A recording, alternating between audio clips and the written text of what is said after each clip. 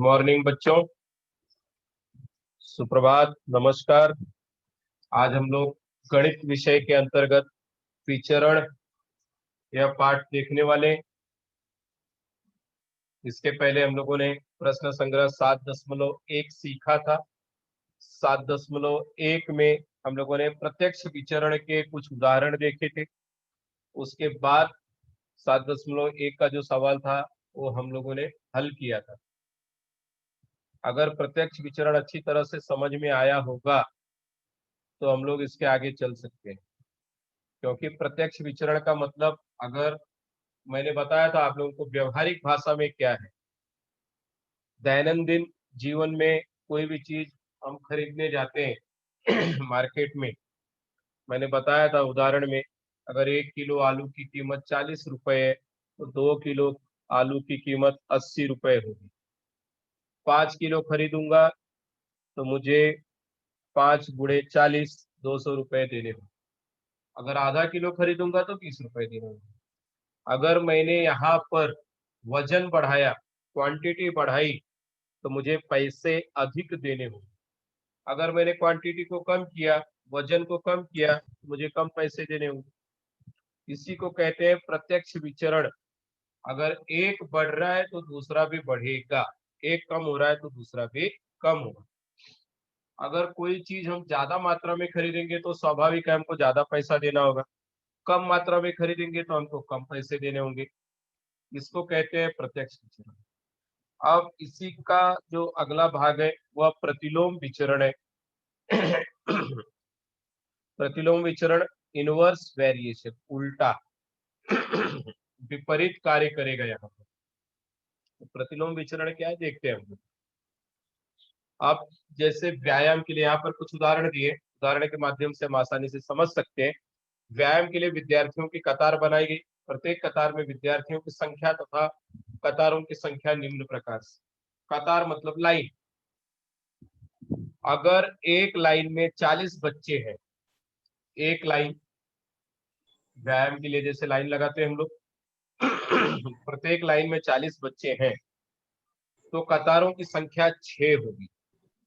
मतलब ऐसे 6 लाइन लगानी पड़ेगी, तब जाकर के प्रत्येक लाइन में 40, जैसे हॉल में हम लोग कार्यक्रम रखते हैं तो लाइन से सब बच्चों को बिठाते हैं, या वहां पर व्यायाम लेते हैं तो लाइन से खड़ा करते हैं। तो एक लाइन में अगर 40 है तो ऐसे 6 लाइन लगानी पड़ेगी।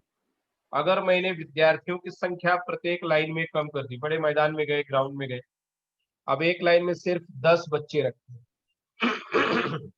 अगर एक लाइन में 10 बच्चे रखे मतलब कम बच्चे हैं एक लाइन में, तो ऐसे 24 लाइन बनानी पड़ेगी। जैसे स्वतंत्रता दिवस के दिन हम लोग लाइनें छोटी रखते हैं ध्वजारोहण के समय, और छोटी छोटी लाइनें बना करके बच्चों को खड़ा करते हैं। इस तरह से जब लाइनों की संख्या बढ़ी, प्रत्येक लाइन में छात्रों की संख्या कम। अगर मैंने 10 के स्थान पर 24 बच्चे एक लाइन में खड़े किए तो मुझे 6 कतार लगानी पड़ेगी, 6 लाइन लगानी। अगर संख्या मैंने आधी कर दी, 24 के स्थान पर 12 ले लिए तो मुझे 20 लाइन लगानी पड़ेगी। और अगर 8 बच्चे एक लाइन में खड़े हैं तो इस तरह से मुझे 30 लाइन लगानी पड़ेगी।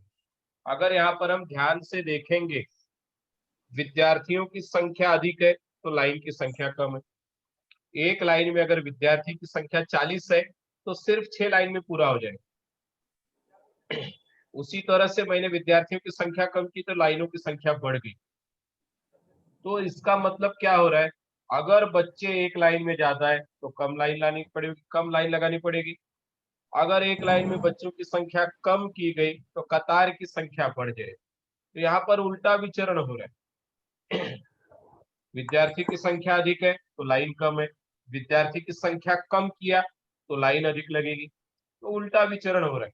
संख्या बढ़ी एक लाइन में तो लाइन की संख्या कम हो गई, कतार की संख्या कम हो गई।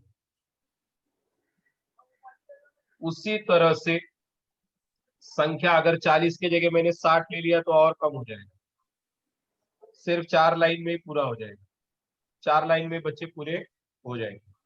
इस तरह से हम देखते हैं यहाँ पर प्रतिलोम विचरण है। अब और थोड़ा सा ध्यान से देखोगे हम लोगों ने प्रत्यक्ष विचरण में देखा था कि ये जो संख्या थी इन दोनों का, मान लो ये x और y है, तो x बटे y अचरांक मिलता था। भाग देने पर, उसका अनुपात निकालने पर सबके अनुपात समान आते थे। जैसे 1/4, 1/4, 1/4 सबका आता था। लेकिन यहाँ पर प्रतिलोम विचरण में दोनों का गुणनफल एक आएगा। अगर दोनों का गुणा करते हैं हम, 40 में 6 का गुणा किया 240, 4 6 24 और 1 जीरो बढ़ा दो 240। 10 में 24 का गुणा किया 240। 24 में 6 का गुणा करेंगे, यहाँ पर 6 चौक 24 का 4 हासिल 2, 6 दूनी 12 14, 144 होगा। बराबर है। तो ये थोड़ा सा गलत है। मतलब अगर 24 बच्चे 6 लाइन, तो ये यहाँ से सवाल थोड़ा सा अलग हो जाता है। यहाँ पर देखो 12 गुणे 20, 12 दूनी 24, 240, 8 त्रिक 24, 240। तो ये करेक्शन है, इसको हम करेक्ट कर सकते हैं। यहाँ पर अचरांक ही आना चाहिए। अगर इधर 6 तो इधर 24 होगा। अगर 24 है तो यहाँ पर 10 आएगा। किताब में, पाठ्य पुस्तक में गलत दिया है, मिसप्रिंट है। यहाँ पे हमको 10 करना है, क्योंकि अचरांक आता है। दोनों का गुणनफल अचरांक, गुणनफल स्थिर है। सबका गुणनफल 240, क्योंकि विद्यार्थी संख्या बढ़ेगी नहीं। एक लाइन में अगर 40 बच्चे हैं, 6 लाइन लगाया 240 बच्चे हुए, तो विद्यार्थी संख्या नहीं बढ़ेगी, विद्यार्थी उतने ही है। विद्यार्थी कांस्टेंट होंगे, विद्यार्थियों की संख्या। वैसे एक लाइन में 10 बच्चे तो 24, तो 24 का मतलब क्या हुआ, 24 कतार, 24 में 10 का गुणा करेंगे 240, विद्यार्थी संख्या 240 ही होगी। इसलिए यहाँ पर 24 और यहाँ पर करेक्शन करके 10 सुधार लेना अपनी पाठ्य पुस्तक। और 12 और 20, 12 दूनी 24, 240।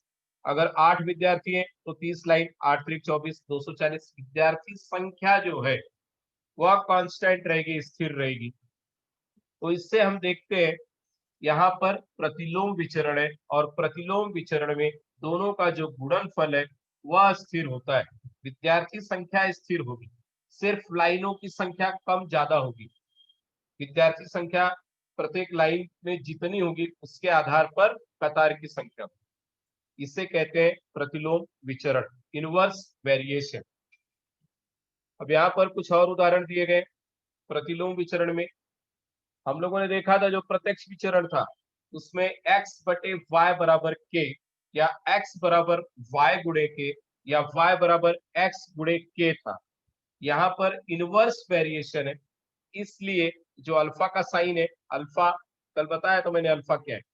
अल्फा का चिन्ह एक ग्रीक अक्षर है जिससे हम डिनोट करते हैं। x is inversely variate to y, अर्थात x और y में प्रतिलोम विचरण है, ऐसा हम कह सकते हैं। x अल्फा 1/y, अलग अलग तरीके से इसको हम पढ़ सकते हैं। इस कथन को क्या कह सकते हैं, x और y में प्रतिलोम विचरण है, x अल्फा 1/y। इसका मतलब है कि x और y के बीच प्रतिलोम विचरण है, इनवर्स वेरिएशन। x बराबर k बटे y। प्रत्यक्ष विचरण में हमने देखा था x बटे y बराबर k था, या x बराबर k गुणे y था, या y बराबर k गुणे x था। प्रतिलोम विचरण में क्या है, x बराबर k बटे y, या x गुणे, यहाँ पर भाग है तो इधर गुणा, x गुणे y बराबर k। इसलिए यह विचरण जो है इनवर्स वेरिएशन का उदाहरण है, प्रतिलोम विचरण का उदाहरण है। यहाँ पर के अचरांक है, के कांस्टेंट है, के फिक्स है, के बदलता नहीं, स्थिर है। आप कुछ उदाहरण यहाँ पर हल किए। ए बी से प्रतिलोम विचरण में हो तो निम्नलिखित सारणी पूर्ण करिए। सारणी मैंने पूर्ण कर दी है, इसके उदाहरण आपको मिलेंगे। अगली स्लाइड में भी लिया है मैंने। उदाहरण के लिए देखो, ए बी से प्रतिलोम विचरण में तो निम्नलिखित सारणी पूर्ण करिए। ए और बी के बीच प्रतिलोम विचरण है, इसलिए ए गुणे बी हमेशा कांस्टेंट रहेगा, स्थिरांक होगा। अब 120 है, ए गुणे बी, तो सब में 120 ही आएगा। तो यहाँ पर जो रिक्त स्थान है 120, यहाँ भी 120 आएगा, क्योंकि स्थिरांक है। ए गुणे बी बराबर के मीन्स कांस्टेंट, के अचरांक, के स्थिरांक, इसलिए इन दोनों रिक्त स्थानों में भी 120 ही आएगा। इसका जो गुणनफल होगा वह कांस्टेंट होगा। अब यहाँ पे क्या दिया है, 6 और 20 उदाहरण है, तो 6 दूनी 12, 120। अब यहाँ पर 12 है, यहाँ 120 दिया है, तो 10 से गुणा करेंगे तो आएगा। अगर ए 12 है तो बी का जो मान होगा वह 10 होगा, तभी यहाँ पर 120 आया, क्योंकि 120 सब में रहेगा, स्थिरांक है, अचरांक। तो 12 गुणे 10 120। उसी तरह से 15 अठे 120, यहाँ पर 8 से गुणा करेंगे तो जाकर के 120 आएगा, इसलिए इस स्थान पर 8 आएगा। उसी तरह से यहाँ 4 दिया है, 120 हम लोगों ने लिखा क्योंकि ए गुणे बी अचरांक होगा, इसलिए यहाँ पर 120 है। तो 3 चौक 12, इसलिए यहाँ पर 30 आएगा। 30 गुणे 4 बराबर 120। इस तरह से हम सारणी को पूर्ण कर सकते हैं। इस उदाहरण को यहाँ पर हल किया है। A is inversely variate to B, A और बी के बीच प्रतिलोम विचरण है, इसलिए ए गुणे बी बराबर के। ए और बी का जो गुणनफल है वह के होगा, अचरांक होगा। यहाँ पर ए का मान 6, बी का मान 20, इसलिए अचरांक जो मिला हमको वह 120, के का मान 120। उसी तरह से दूसरा सवाल हल किया है। ए बराबर 12 तो बी बराबर कितना होगा, हम लोगों ने यहाँ पर ज्ञात किया है। अचरांक कितना है, ए गुणे बी बराबर के बराबर 120, इसलिए ए गुणे बी बराबर 120। तो 12 में कितने का गुणा करेंगे तो 120 आएगा, 10 का, इसलिए बी का जो मान है वह 10 मिला। उसी तरह से ए बराबर 15, तब बी बराबर कितना होगा, 15 अठे 120। हम लोगों ने देखा ए गुणे बी बराबर 120, तो 15 में 8 से गुणा करेंगे, या बी यहीं पे रहेगा, 120 में 15 से भाग दे दो, 8 मिलेगा, बी का मान 8। उसी तरह से जो चौथा सवाल है उसमें भी वही है, बी बराबर 4 तो ए कितना, ए गुणे बी अचरांक 120, ए का मान हमको ज्ञात करना है, बी 4 दिया है, 4 दिया है, तो 4 से 120 को भाग देंगे, उत्तर 30 मिलेगा, इसलिए यहाँ पर रिक्त स्थान में 30। यह सब प्रतिलोम विचरण के उदाहरण। अब यहाँ पर एक और दिया है, F is inversely proportionate to D square.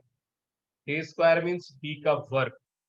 F और डी के बीच में प्रतिलोम विचरण है, लेकिन एफ और डी का वर्ग के बीच प्रतिलोम विचरण है। इसको हम ऐसा पढ़ सकते हैं, जहां पर डी का मान 5 है और एफ 18 है। डी का मान कितना दिया है, 5 और एफ 18। तो हमको ज्ञात क्या करना है, अगर डी का मान 10 होगा तो एफ कितना होगा, एफ का मान 50 होगा तो डी कितना होगा। जैसे हम लोगों ने पहले के उदाहरण में ज्ञात किया वैसे ही इसको भी फाइंड आउट करना है, निकालना। अब सवाल जो क्या था, एफ और डी के वर्ग में प्रतिलोम विचरण है, इसलिए एफ गुणे डी का वर्ग बराबर के, डी बराबर 5, एफ बराबर 18। इस आधार पर हम के ज्ञात कर लिए। अब डी का मान कितना था, 5, तो 5 का वर्ग, और एफ का मान कितना है, 18, यहाँ पर रख दिया। 5 का वर्ग 25, 25 में 18 का गुणा किया, 450। जो विचरण का स्थिरांक है या के कांस्टेंट है, के अचरांक है, इसलिए एफ गुणे डी का वर्ग बराबर 450 आएगा। 450 हमने यहाँ पर रख दिया, एफ गुणे डी स्क्वायर इक्वल्स टू 450। अब जिसमें डी का मान कितना है, पहले सवाल में डी का मान 10 है, इसलिए डी के स्थान पर 10, 10 का वर्ग, 10 का वर्ग 100, एफ गुणे 100 बराबर 450, इसलिए एफ बराबर 450 बटे 100। एक जीरो से एक जीरो कट गया, अब बचा 45 बटे 10, एक अंक के बाद दशमलव, एफ का मान मिला 4.5, 4.5। उसी तरह से दूसरा सवाल हल कर सकते हैं। जैसा कि हम लोगों ने देखा, एफ गुणे डी का वर्ग अचरांक 450 है, मान रख दिया हमने, एफ के स्थान पर 50, और डी स्क्वायर जैसा है वैसी है। अब 450 में 50 से भाग दिया, मिला 9, डी का जो वर्ग है 9, इसलिए दोनों पक्षों का वर्गमूल ज्ञात किया, तो डी बराबर +3 या -3 दोनों उत्तर हो सकता है, क्योंकि ऋण 3 का भी वर्ग 9 आएगा और 3 का वर्ग भी 9 ही आएगा, इसलिए डी स्क्वायर। तो डी कितना मिला हमको, इसका वर्गमूल दोनों पक्षों का लेने पर 9 का वर्गमूल (3 या ऋण 3), और डी वर्ग का वर्गमूल डी, इसलिए डी बराबर 3 या ऋण 3। अब हम लोग प्रश्न संग्रह 7.2 हल करेंगे। अगले पृष्ठ पर स्लाइड पर मैंने हल किया है। देखते हैं। किसी कार्य को पूरा करने के लिए लगाए गए मजदूरों की संख्या और कार्य पूरा होने में लगने वाले दिनों की जानकारी निम्नलिखित सारणी में दी गई। यह सारणी पूर्ण करिए। बच्चों अगर हम लोग ध्यान से देखें, एक मकान बनाना है मान लो, और उस मकान को 30 मजदूर मिलकर के 6 दिन में पूरा करते हैं। मजदूरों की संख्या कितनी है? 30, और लगने वाला जो समय है वह 6 दिन। 30 मजदूर अगर लगातार काम करते तो 6 दिन में काम पूरा। अब मैंने मजदूरों की संख्या कम कर दी, 30 के स्थान पर 20 लिया। अगर मजदूर कम हुआ तो काम भी प्रतिदिन कम होगा, इसलिए दिन ज्यादा लगेगा, समय ज्यादा लगेगा। इसलिए यहाँ पर हम देखते हैं 30 मजदूर थे, 6 दिन में काम पूरा कर रहे हैं। मजदूरों की संख्या कम हुई, लगने वाला समय अधिक हो गया। अब वही काम 9 दिन में पूरा होगा। मजदूरों की संख्या मैंने घटा दी तो लगने वाला समय बढ़ गया। यहाँ पर और कम कर दिया, आप 15 मजदूर 12 दिन में काम करेंगे, और मजदूरों को कम किया, 10 मजदूर 18 दिन में काम करेंगे। अगर उसी काम को हमको 36 दिन में पूरा करना है तो सिर्फ 5 मजदूर काम अगर करेंगे तो वही कार्य, वही मकान 36 दिनों में पूर्ण होगा। जैसे जैसे मजदूरों की संख्या हमने कम की, वैसे वैसे जो लगने वाला समय है, दिनों की संख्या बढ़ती गई। इसका मतलब यह अप्रत्यक्ष विचरण, इनवर्स वेरिएशन, प्रतिलोम विचरण का उदाहरण है। प्रतिलोम विचरण का सवाल है, और प्रतिलोम विचरण में मैंने क्या बताया था, दोनों का जो प्रोडक्ट होता है, गुणनफल होता है, वह कांस्टेंट अचरांक मिलता है। यहाँ पर अगर हम लोग ध्यान से देखेंगे तो 30 गुणे 6 180, 9 दूनी 18 180, 15 में 12 को गुणा करेंगे 180, 10 में 18 का गुणा करेंगे 180, 36 में 5 का गुणा करेंगे 180। आसानी से सवाल को हल कर सकते हैं।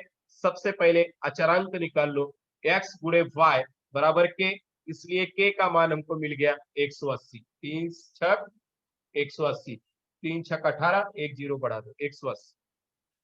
दूसरे सवाल में भी 9 दूनी 18, 180, आगे जीरो, इसलिए x गुणे y बराबर k, और k का मान हमको मिला 180। उसके आधार पर आगे के सवाल हम कर सकते हैं। यहाँ पर x गुणे y 180, x का मान हमको ज्ञात करना है, y का मान 12 दिया है, 12 यहाँ पर गुणा, इसलिए दूसरे पक्ष में जाकर के भाग 180 बटे 12, 12 से जब 180 को भाग देंगे 15 मिलेगा, अर्थात 15 मजदूर लगेंगे हमको अगर उसी काम को 12 दिन में पूर्ण करना है। उसी तरह से चौथा सवाल है, x गुणे y मैंने बताया स्थिरांक अचरांक 180 है। अब x के स्थान पर हमको 10 रखना है और y ज्ञात करना है, तो 10 गुणे y बराबर 180, इसलिए y बराबर 180 बटे 10, अर्थात y बराबर 18। हमको मिला 18, अर्थात 10 मजदूर मिलकर के उस कार्य को 18 दिन में पूर्ण करेंगे। उसी तरह से पांचवा सवाल है, यहाँ पर y का मान दिया है, x का मान ज्ञात करना है। x गुणे y बराबर 180, x गुणे 36 y बराबर 180, इसलिए x बराबर 180 अपॉन 36, 180 बटे 36, दोनों भी 18 से भाग जाता है, सरलता से दे सकते हैं। 18 दाम में 180, 18 दूनी 36। अब बचा 10 बटे 2, 2 एकम 2, 2 पचे 10, 5 आया x का मान, अर्थात 5 मजदूर उसी कार्य को 36 दिन में पूर्ण करेंगे। अब दूसरा सवाल है, प्रत्येक उदाहरण में विचरण के अचरांक ज्ञात करिए। अचरांक हम लोगों ने देखा x इंटू वाई बराबर k, तो यहाँ पर p और q के बीच प्रतिलोम विचरण है, इसलिए p गुणे q बराबर k, p का मान 15, q का मान 4, इसलिए हमको जो अचरांक मिला k मिला वह 60 मिलेगा, 15 चौक 60। तो पहले सवाल में, दूसरे का जो पहला सवाल है, 15 गुणे 4 60, k बराबर 60। यहाँ पर z is inversely proportionate to 1 upon w। z और w में प्रतिलोम विचरण है, z गुणे w बराबर k। अब यहाँ पर z का मान 2.5 और w का मान 24, गुणा करेंगे तो k जो अचरांक है वह 60 मिलेगा। अब s और t स्क्वायर में, t के वर्ग में प्रतिलोम विचरण है, तो s गुणे T square equals to k, s गुणे t का वर्ग बराबर k।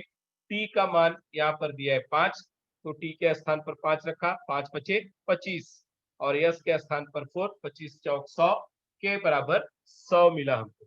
उसी तरह से x is inversely proportionate to 1/√y, y का वर्गमूल और x के बीच प्रतिलोम विचरण है। y का वर्गमूल और x के बीच, x और y का वर्गमूल है, इसके बीच प्रतिलोम विचरण है। यहाँ पर ध्यान देना है वर्गमूल है, तो y के स्थान पर 9 लिखा हमने, तो 9 का जो वर्गमूल है वह 3 मिला, और x के स्थान पर 15, 15 3 45, k का जो मान है वह हमको 45 मिला। अब अगला सवाल देखते हैं। सेबों के ढेर से सभी सेब पेटी में भरे जाते हैं। ढेर सारे सेब एक साथ आए और उसको अब एक एक बॉक्स में भरना है।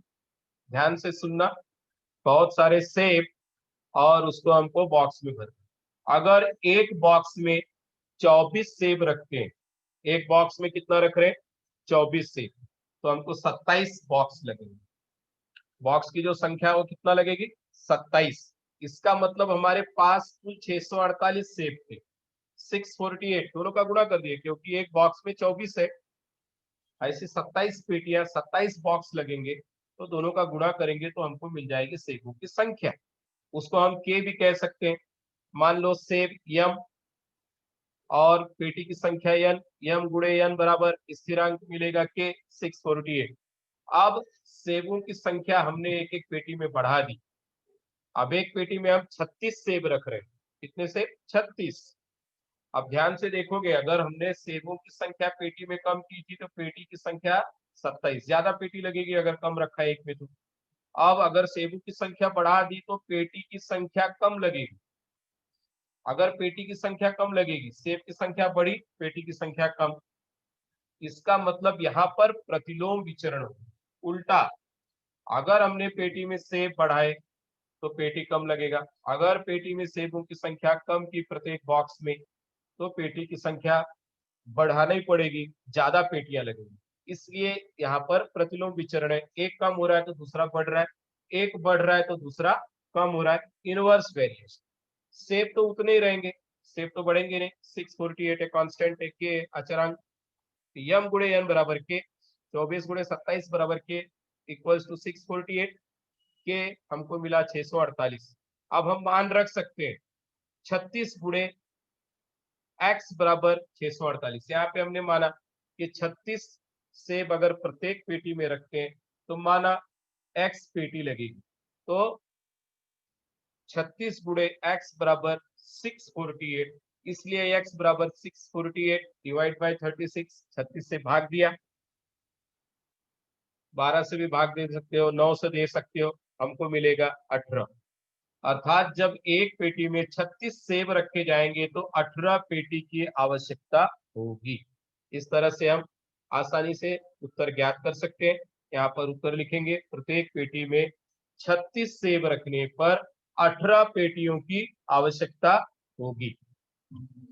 अगला सवाल है, एक्स और वाई राशियों में प्रतिलोम विचरण है।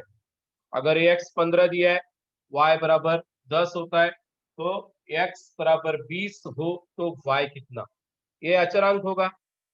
प्रतिलोम विचरण है, एक्स गुणे वाई बराबर 10, एक्स गुणे वाई बराबर 10, क्योंकि प्रतिलोम विचरण है, एक्स और वाई में प्रतिलोम विचरण है। इसको हम लिख सकते हैं एक्स अल्फा 1/y, 1/y।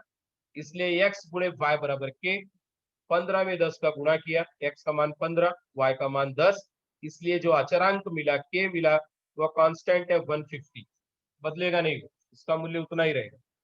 अब यहाँ पर x का मान 20 दिया है, तो y कितना होगा, तो x गुणे y बराबर के 150 है, इसलिए x गुणे y बराबर के। अब x के स्थान पर हमने 20 लिया, 20 गुणे y और k का मान 150 है, 150 है, इसलिए y बराबर 150 बटे 20, अर्थात y का मान 7.5, 0 से 0 कट किया, 15 को 2 से भाग दोगे तो 7.5, 7.5 मिलेगा।